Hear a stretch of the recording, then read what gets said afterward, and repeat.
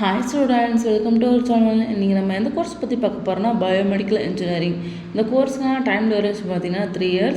இந்த கோர்ஸ்க்கான எலிஜிபிலிட்டின்னு பார்த்தீங்கன்னா +2 physics, chemistry, biology படிச்சிருக்கணும். 17 years கம்ப்ளீட் பண்ணியிருக்கணும்.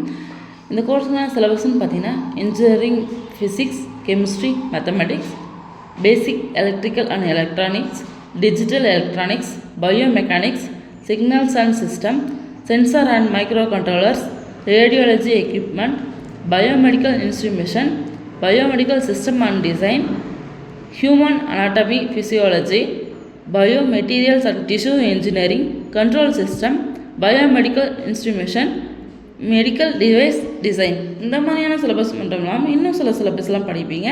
இந்த கோர்ஸ்னா சேலரி பேக்கேஜ்னு பார்த்தீங்கன்னா 1.6 lakhலேருந்து 3.5 lakh per annum வரைக்கும் ஏர்ன் பண்ணலாம். இதுவரையும் சொன்ன இன்ஃபர்மேஷன் யூஸ்ஃபுல்லாக இருந்தால் ஸ்க்ரீனில் தெரிய நம்பருக்கு கால் பண்ணுங்கள். தேங்க்ஸ் ஃபார் வாட்சிங்.